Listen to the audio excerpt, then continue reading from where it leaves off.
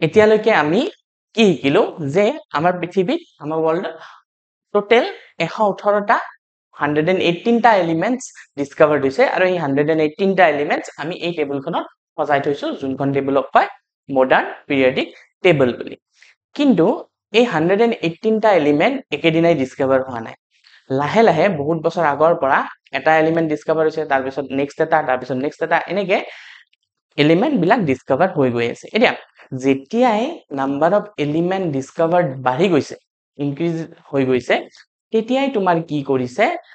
Scientist বিলাকে বেলেগ বেলেগ ধৰণৰ সাইন্টিস্টে সেই এলিমেন্টস বিলাকক কিছুমান গ্ৰুপত থৈ এখন টেবুল সজাবৰ কাৰণে চেষ্টা কৰিছে এটা টেবুলখন বনোৱা কিয় জৰুৰী বা কিয় আমাক টেবুলখন লাগে সেইটো আমি আগতে চাই আহিছো যে টেবুলখন আমি সজালে প্ৰত্যেকটো এলিমেন্টে ইন্ডিভিজুৱেল নপঢ়ি আমি একে গ্ৰুপত থকা এলিমেন্টস বিলাক একেলগে পঢ়িব পাৰিম কাৰণ একে গ্ৰুপত থকা এলিমেন্টস বিলাকৰ প্ৰপাৰ্টি কেমিক্যাল প্ৰপাৰ্টি বা বেলেগ বেলেগ ইনফৰমেশন একেই হ'ব সেই ধৰণে যেতিয়াই এলিমেন্টছৰ সংখ্যা বাঢ়ি গৈছে তেতিয়াই তোমাৰ সাইন্টিস্ট বিলাকে বেলেগ বেলেগ ধৰণে টেবুল বনাবৰ কাৰণে চেষ্টা কৰিছে কিন্তু সাইন্টিস্ট বিলাকে যেতিয়া টেবুল কেখন বনাইছে আমি কিয় এখন টেবুলে ইউজ কৰো এতিয়া কাৰণ সাইন্টিস্ট বিলাকে যেতিয়া আগতে সেই টেবুল বিলাক বনাইছে সেই টেবুল বিলাকত কিছুমান লিমিটেশনস থাকি গৈছে কিছুমান লিমিটেশনস আছিল কিছুমান ভুল আছিল আৰু সেই ভুল বিলাক থকাৰ কাৰণে সেই যোনবিলাক টেবুল আছিল সেই টেবুল বিলাক আমি এতিয়া নপঢ়ো এইখন টেবুলে আমি ফলো কৰো কিন্তু সেই টেবুল কেখনৰ বিষয়েও কেনেকৈ চেষ্টা কৰিছিলে তেওঁলোকে কেনেকৈ বনাইছিলে বা কি পদ্ধতি ইউজ কৰিছিলে এই গোটেইখিনি আমি জনাটো জৰুৰী এতিয়া সিহঁতৰ যেতিয়া প্ৰথম এজন সাইন্টিস্টে বনালে টেবুল এখন সেই টেবুলখনত যোনবিলাক লিমিটেশনস থাকিলে সেই লিমিটেশনস বিলাক শুদ্ধ কৰিব ট্ৰাই কৰি চেষ্টা কৰি নেক্সট এজন সাইন্টিস্টে আকৌ নতুন এখন টেবুল বনাইছে সেইজন সাইন্টিস্টৰ যোনবিলাক ভুল থাকি গল যোনবিলাক লিমিটেশনস থাকি গল সেইবিলাক আকৌ তোমাৰ শুদ্ধ কৰিব চেষ্টা কৰি মাত্ৰ নেক্সট এজন সাইন্টিস্টে আকৌ এখন নতুন টেবুল বনাইছে আৰু শেষত গৈ আমি এই টেবুলখন পাইছো যোনখন টেবুল আমি এতিয়া ফলো কৰো আৰু যোনখন টেবুলৰ পৰা আমি গোটেই ভালকে ইনফৰমেশনস বিলাক এলিমেন্টছ পঢ়িব পাৰো জানিব পাৰো ঠিক আছে এতিয়া 1817ত এজন জাৰ্মান কেমিষ্ট আছিল তেওঁৰ নাম আছিল জোহান ওয়ালফগেং ডোবেনিয়ান এইজন যে 1817ত এজন কেমিষ্ট জোহান ওয়ালফগেং ডোবেনিয়ান তেখেতে প্ৰথম চেষ্টা কৰিছিল এখন টেবুল বনাবলৈ এতিয়া তেওঁৰ সময়ত সকলো বিলাক এলিমেন্টস ডিসকভাৰ হোৱা নাছিল তেওঁৰ সময়ত অলমোস্ট 30টা এলিমেন্ট ডিসকভাৰ হৈছিল তেওঁৰ সময়ত অলমোস্ট 30টা এলিমেন্ট ডিসকভাৰ হৈছিল আৰু সেই 30টা এলিমেন্ট তেওঁ বেলেগ বেলেগ ধৰণে চেষ্টা কৰিছিল সজাবৰ কাৰণে এখন টেবুল এতিয়া তেওঁ কি কৰিছিল তেখেতে এই 30টা এলিমেন্টছক তিনিটাৰ গ্ৰুপ বনাই লৈছিল যে ইয়াতে তিনিটা এলিমেন্ট আকৌ তিনিটা এলিমেন্ট এনেকে গ্ৰুপ বনাই লৈছিল আৰু এই গ্ৰুপ বিলাকক নাম দিছিল তেখেতে ট্ৰায়েডস বুলি এই গ্ৰুপ বিলাকক কি নাম দিছিল ট্ৰায়েডস বুলি কিয় নাম দিছিল ট্ৰায়েডস গম পাইছা যে ইয়াতে তিনিটাকে এলিমেন্ট হৈছে সেইকাৰণে এইবিলাকক কৈছিল ট্ৰায়েডস বুলি সেইকাৰণে তেখেতৰ যোনখন টেবুল বনাইছিল এইখনক আমি কি বুলি কম ডোবেনিয়াৰ্স ট্ৰায়েডস বুলি এটা যিকোনো বস্তু এটা আমি সজাব লাগিলে আমি তাক কিবা এটা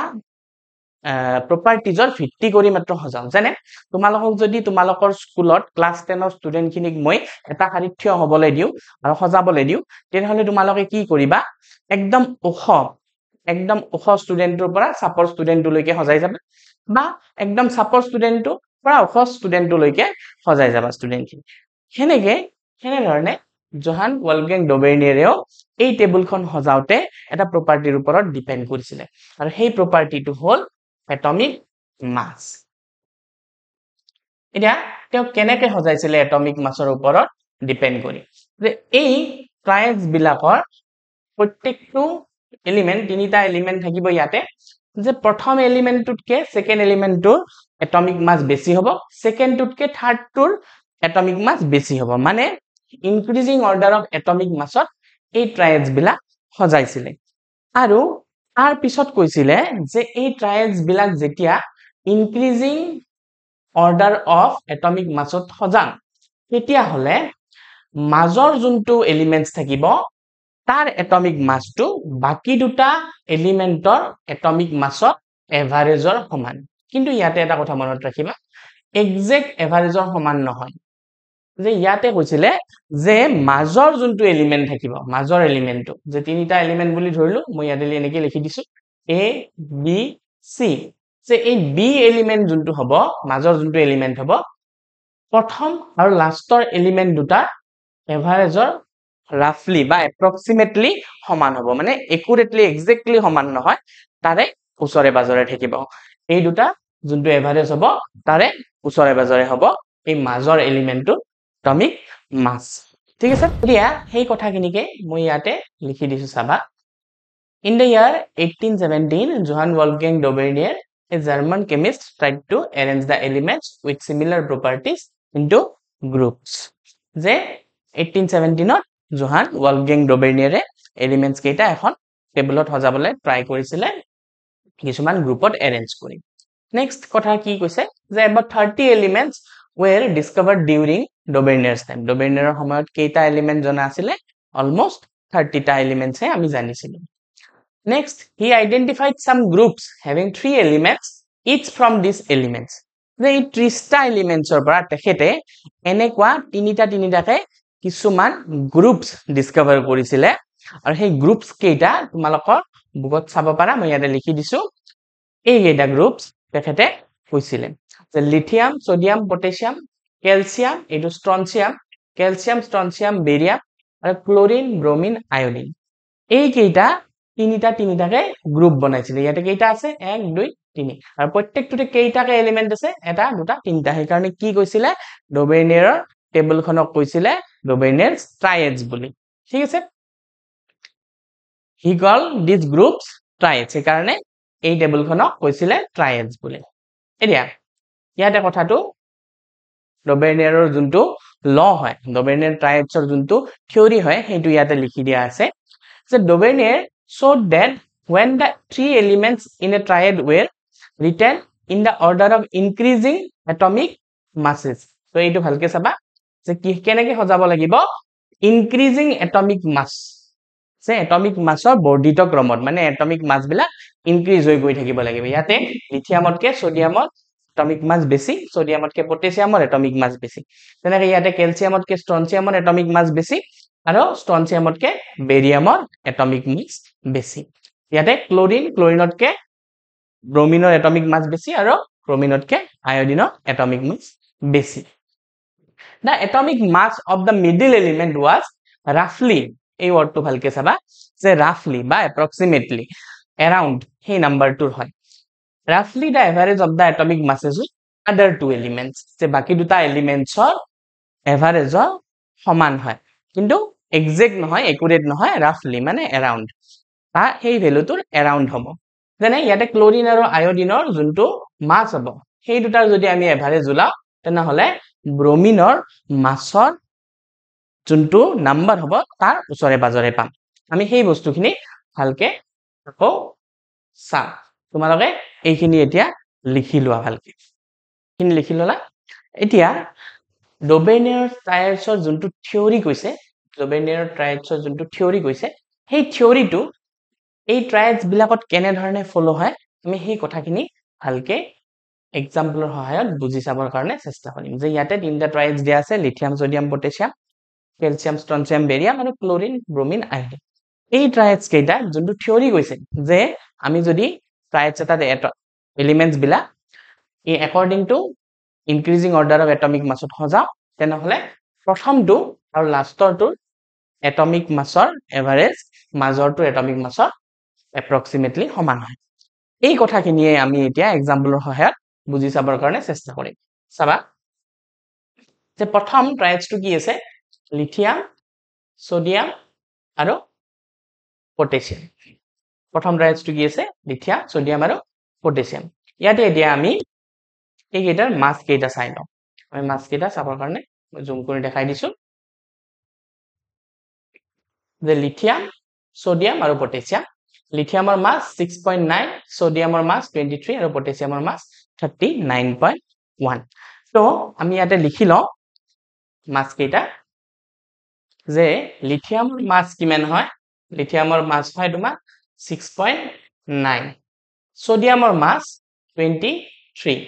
আৰু পটাছিয়ামৰ মাছ 39.1 এতিয়া প্ৰথমতে কি কৈছিলে যে ট্ৰাইডছ এটা যোনবিলাক এলিমেন্টস থাকিব সেইবিলা ইনক্ৰিজিং অৰ্ডাৰ অফ এটমিক মাছত সজোৱা থাকিব মানে লিথিয়ামতকে সোডিয়ামৰ এটমিক মাছ বেছি হ'ব সোডিয়ামতকে পটাছিয়ামৰ এটমিক মাছ বেছি হ'ব তো ইয়াতে আমি চালে দেখা পাম যে লিথিয়ামৰ 6.9 তাতকে সোডিয়ামৰ এটমিক মাছ বেছি 23 আৰু তাতকে পটাছিয়ামৰ এটমিক মাছ বেছি 39.1 সেকেন্ড কথাটো কি কৈছিলে যে লিথিয়াম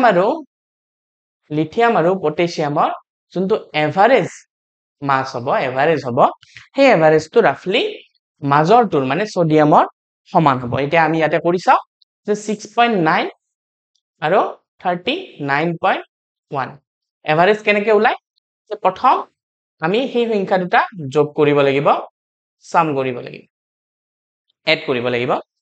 যে এই নাম্বাৰ দুটা আমি এড কৰিম এটা কেইটা নাম্বাৰ আছে ইয়াতে এভাৰেজ ওলাবৰ কাৰণে দুটা 6.9 আৰু 39.1 দুটা নাম্বাৰ আছে তো 2 ৰে ইয়াতে ডিভাইড কৰি দিম তো 6.9 আৰু 39.1 এই দুইটা এড কৰি 2 ৰে ডিভাইড কৰি দিলে আমি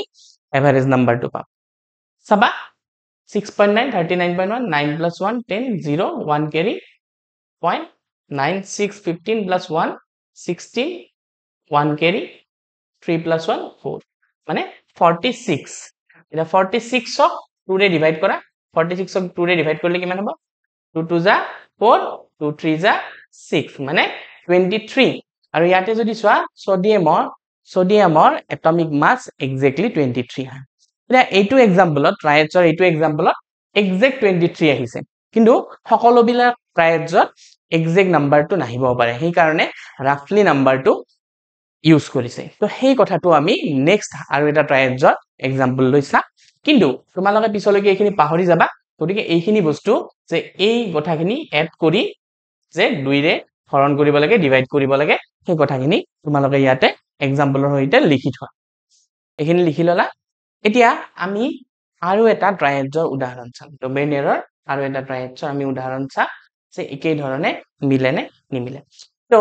নেক্সট এক্সাম্পলটো কি লওঁ নেক্সট ট্ৰাইড কোনটো লওঁ কেলছিয়াম ষ্ট্ৰনচিয়াম আৰু বেৰিয়াম এতিয়া এই কেইটাৰো আমি মাছ কেইটা জানিব লাগিব মাছ কেইটা আমি চাওঁ জুম কৰি দেখাই দিম ইয়াতে চাবা যে কেলছিয়ামৰ 40.1 তলত লিখা থাকাটো তোমাৰ মাছ হয় নেক্সট ষ্ট্ৰনচিয়ামৰ 87.6 আৰু বেৰিয়ামৰ 137.3 তো কি হয় কেলছিয়ামৰ 40.1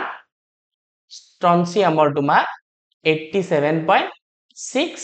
আৰু বেৰিয়ামৰ তোমাৰ 137.3 এতিয়া চাবা ইয়াতেও আমি যদি চাওঁ ডবেনেৰে কোৱাৰ দৰে যে কেলছিয়ামতকে ষ্ট্ৰনচিয়ামৰ এটমিক মাছ বেছি হয় 41.7 তকে 87.6 ডাঙৰ নাম্বাৰ 87.6 তকে 137.3 ডাঙৰ মানে ষ্ট্ৰনচিয়ামতকে বেৰিয়ামত এটমিক মাছ ডাঙৰ মানে ইয়াতেও ইনক্ৰিজিং অৰ্ডাৰ অফ এটমিক মাছতে সজোৱা আছে এতিয়া আমি চাব লাগে যে কেলছিয়াম আৰু বেৰিয়ামৰ যোন দুটা মাছ সেই মাছ দুটাৰ এভাৰেজ ললে আমি approximately ষ্ট্ৰনচিয়ামৰ সমান পাও নে না তো হেতু কৰি চাও এভাৰেজ কেনেকে ওলাই তোমালোকে গম পাইছা এতিয়া 40.1 আৰু 137.3 এই দুটা এড কৰি ডিভাইডেড বাই 2 এই দুটা এড কৰি চাও 40.1 আৰু 137.3 3 plus 1 4 7 4 plus 3 7 আৰু 1 মানে কিমান হল 177.4 এতিয়া তাক 2 ৰে ডিভাইড কৰি দিলাম 2 ৰে ডিভাইড কৰিলে তোমালোকে যদি মুখে মুখে পাৰা মুখে মুখে কৰিবা নহলে কাটি চাইও এনেকে কৰিব পাৰা যে 177.4 ডিভাইডেড বাই 2 2 ৰে কেবা যাব 8 to যা 16 1 remainder 7 again 8 8 to the 16 again 1 remainder last 4 থাকিলে ইয়াতে কি হ'ব 7 to the 14 remainder 0 ইয়াতে পয়েন্ট আছিল সো ইয়াতেও ওপৰত পয়েন্টটো দিব লাগিব তো কিমান হল 88.7 এতিয়া ইয়াতে যদি চোৱা যে এইটো এক্স্যাক্টলি ষ্ট্ৰনচিয়ামৰ এটমিক মাছৰ সমান নহয় ষ্ট্ৰনচিয়ামৰ এটমিক মাছ 87.6 কিন্তু আমি পালো এভাৰেজ টু 88.7 তাৰ মানে সেই কথাটো এতিয়া মিলিলে যে তাত ৰাফলি ওয়াৰ্ডটোৰ কিয় দিছিলে যে কেতিয়াবা এক্স্যাক্টলি নিমিলিব পাৰে যেনে ইয়াৰে ক্ষেত্ৰত 87.6 আৰু 88.7 ওলাইছে তো ইয়াতে ৰাফলি ওচৰা ওচৰিকে ওলাইছে যে 87.6 আৰু 88.7 ওচৰা ওচৰি নাম্বাৰ ইহঁতৰ মাজত ডিফাৰেন্স 11.1 আছে এই দুটা ওচৰা ওচৰি নাম্বাৰ বুলি ক'ব পাৰা এইটো এটা এক্সাম্পল যেটো ডবেনেৰৰ ট্ৰায়েডছত পোৱা যায় আৰু ইয়াৰ কথাখিনিও ট্ৰায়েডছৰ থিওৰিৰ লগত মিলিছে তোমালোকে এই এক্সাম্পলটো লিখি থৈ দিয়া পিছলৈকে বুজিব পাৰিবা দৰকাৰ হলে এইখিনি লিখি ললা এতিয়া আমি কিছুমান কোৱেশ্চনছ ডিসকাশন কৰিম ইয়াতে ফাৰ্স্ট কোৱেশ্চনটো আছে যে what is Dobereiner's triad explain with example যে ডবেনেৰৰ ট্ৰায়েড কি হয় ইয়াক এক্সাম্পলৰ সহায়তে এক্সপ্লেইন কৰিব দিছে এক্সাম্পল আমি দুটা এক্সাম্পল চাইছো ইয়াতে এই বস্তুখিনি ইয়াতে লিখি দিলে হ'ব ডবেনেৰৰ ট্ৰায়েড কি হয় তোমালোকে গম পাইছা যে ডবেনেৰৰ সময়ত মানে অলমোস্ট 1817 ত যিমান কেইটা এলিমেন্ট ডিসকভাৰ হৈছিল অলমোস্ট 30টা এলিমেন্ট ডিসকভাৰ হৈছিল তাৰ পৰা তেখেতে তিনিটাকে গ্ৰুপ বনাইছিলে তিনিটাকে গ্ৰুপ বনাইছিলে এলিমেন্টৰ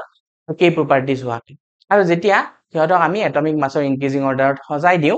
সিহঁতৰ মাজৰটো এটমিক মাছটো বাকি দুটা এভাৰেজত অলমোস্ট সমান হয় তো সেই কথাখিনি আমি ইয়াতে লিখি দিছো চাবা Say Dobener tried to arrange the elements with similar properties into groups. He identified some groups having 3 elements each from these elements. যে যিকেইটা এলিমেন্ট ডিসকভার হৈছিল তাৰ পৰা তোমাৰ কেইটামান এলিমেন্ট ডিসকভাৰ কৰিছিলে তিনিটা এলিমেন্ট থকাকে He called these groups triads. এইবিলাকক কি বুলি কৈছিলে triads বুলি কৈছিলে He showed that when the 3 elements in a triad were written in the order of increasing atomic masses যেতিয়া আমি এই এলিমেন্ট কেইটা ইনক্ৰিজিং এটমিক মাছত সজাই দিও যে এটাৰ পিছত এটা এনেকে সজাও যাতে হিয়তৰ এটমিক মাছ বিলাক এটাৰ পিছত এটাকে বাঢ়ি যায় তেতিয়া হলে the atomic mass of the middle element was roughly এই ওয়ার্ডটো লিখিব নাপাহৰিবা the average of the atomic masses of the other two elements যে মাজৰ এলিমেন্টৰ এটমিক মাছটো বাকি দুটা এলিমেন্টৰ এটমিক মাছৰ roughly average হয় এতিয়া ইয়াতে এক্সাম্পলটো দিছো এক্সাম্পলটো আমি যেনেকে লৈছিলো এনেকে যে for example in the triad lithium sodium and potassium lithium sodium আৰু potassium যোনটো triad আছে atomic masses of lithium sodium and potassium are 6.9 u 23.0 u and 39.1 u respectively the atomic mass of sodium the middle element the major element কোনটো sodium sodiumৰ atomic mass to কি হয় almost equal to the average of the atomic mass of lithium and potassium যে lithium আৰু potassiumৰ average mass দুটাৰ average almost সমান তো এইখিনি কথা লিখিব লাগিব যদি এনেকুৱা কোৱেশ্চন আহে তো তোমালোকে এইখিনি লিখিলা এতিয়া নেক্সট কি আছে what are the limitations of Dobener classification যে ডবেনেৰৰ যোনখন ক্লাসিফিকেশন অফ পিৰিয়ডিক টেবল হয় সেই টেবলখন আমি তো পিছলৈকে ফলো নকৰিলো কিহৰ কাৰণে নকৰিলো যে তাত তেখেতৰ কিছুমান লিমিটেশনস থাকি গৈছে এই টেবলখনৰ কিছুমান লিমিটেশনস থাকি গৈছে এটা সেই লিমিটেশনস কেইটা কি হয় সেই লিমিটেশনস কেইটা কেতিয়াবা সুধিব পাৰে কিতাপত এই কোৱেশ্চনছটো আনসাৰ ডাইৰেক্টলি নাই তো আমি ইয়াতে লিখি দিছো চাবা the limitations of Dobener's classification were only 3 triads could identify from the elements known at that time so hey time almost 30 টা element জনা আছিলে almost 30 টা element আমি জানিছিলো বা ডিসকভার হৈছিলে কিন্তু তাৰে কেইটা মানহে কেইটা কৰিছিলে তিনিটাকে নটাহে আমি পালো তো তাত কেৱল এনেকুৱা কেইটা মানহে ট্ৰায়েড বনাবৰ কাৰণে সাকসেসফুল হৈছিলে দেখেতে নেক্সট কৈছে newly discovered elements did not form triads যোনবিলাক নতুন এলিমেন্ট তাৰ পিছত ডিসকভাৰ হৈছে যোনবিলাক নতুন এলিমেন্ট পাইছো সেইবিলাকে ডবেনেৰৰ ট্ৰায়েডছৰ থিওৰিটো ফলো কৰা নাই আৰু third majority of the known elements at that time did not fit into triad model আৰু যিমানখিনি এলিমেন্ট এতিয়া জানিছিলো 30 টা এলিমেন্ট জানিছিলো সেই গুটেই বিলাকে কিন্তু ডবেনেৰৰ ট্ৰায়েডৰ মডেলটো থিওৰিটো ফলো কৰা নাছিলে এইটো তোমালোকে লিখিলোৱা লিখিছা next name any of the 3 triads of Dobener যে ডবেনেৰৰ ট্ৰায়েডছ কেইটা যিকোনো তিনিটা নাম লিখিব দিছে যে কি আমি গম পাইছো লিথিয়াম সোডিয়াম পটাছিয়াম এইটো এটা ট্ৰায়েড নেক্সট ক্যালসিয়াম স্ট্ৰনচিয়াম আৰু বেৰিয়াম এইটো এটা আৰু ক্লোৰিন ব্ৰোমিন আৰু আয়োডিন এটা এইটো আমি মাছটো চোৱা নাই এই বস্তুটো তোমালোকে এবাৰ ঘৰত কৰি চাবা যে এইটোৰো বাকি দুটাৰ দৰে মিলিছে নে নাই যে ডবেনিয়াৰ ট্ৰায়েডছত আমি যেনেকে কৰিছিলো ইনক্ৰিজিং অৰ্ডাৰ অফ মাছত আছে নে নাই চাবা প্ৰথম নেক্সট এভাৰেজ হৈছে নে নাই যে আয়োডিন আৰু ক্লোৰিনৰ মাছ দুটা এভাৰেজটো ব্ৰমিনৰ এপ্ৰক্সিমেট সমান পাইছো নে নাই এপ্ৰক্সিমেটলি তাৰ ওচৰত পাইছো নে নাই ঠিক আছে next which of the following is not a Dobenier triad তো ইয়াতে কৈছে যে তলত দিয়া কোনটোৰ Dobenier triad নহয় কোন কেইটা দিছে চোৱা ইয়াতে এইকেইটা দিছে ইয়াতে তোমালোকে ওপৰত দেখি আছা যে লিথিয়াম সোডিয়াম পটাছিয়ামটো হয় কেলছিয়াম ষ্ট্ৰনচিয়াম বেৰিয়ামো হয় ক্লোৰিন ব্ৰোমিন আয়োডিনো হয় এইটো নহয় এইটো কি হয় নাইট্ৰজেন ফসফৰাছ আৰু আৰ্ছেনিক যে নাইট্ৰজেন ফসফৰাছ আৰু আৰ্ছেনিক এইটো নহয় তো শুদ্ধ আনসাৰটো কোনটো হ'ব শুদ্ধ আনসাৰটো হ'ব 4 নম্বৰ ইয়াতে এটা কথা লক্ষ্য কৰিবা ইয়াতে নট দিছে ইয়াতে নট দিছে যে এইটো লক্ষ্য কৰিবা কোনটো নহয় তো সেই বস্তুটো মনত ৰাখি কৰিবা তো এইটো হল তো তোমালোকে এই দুটা লিখি লোৱা তোমালোকক দৰকাৰ হ'ব পাৰে পিছত লিখিছা নেক্সট লাষ্ট কোৱেশ্চন এটা আমি কি ডিসকাস কৰিছো based on what did Dobenier classify the elements যে ডবেনিয়াৰে কিহৰ ওপৰত ভিত্তি কৰি ক্লাসিফাই কৰিছিলে এলিমেন্টস কেইটা মই তোমালোকক প্ৰথমতে কৈছিলো যে এটা প্ৰপাৰ্টিৰ ওপৰত ভিত্তি কৰিহে আমি যিকোনো বস্তু এটা ক্লাসিফাই কৰো বা সজাও তো ইয়াতে ডবেনিয়াৰে কিহৰ ওপৰত ভিত্তি কৰি এইটো সজাইছিলে ডবেনিয়াৰে সজাইছিলে এটমিক মাছৰ ওপৰত ডিপেন্ড কৰি অপচন কেইটা দিয়া আছিল কি কি atomic mass atomic number both of the above তো তোমালোকক মই কৈছো যে এইটো এটমিক মাছ মানে এটমিক মাছৰ ওপৰত ডিপেন্ড কৰি সজাইছিলে ঠিক আছে তো এইটো তোমালোকে লিখি লোৱা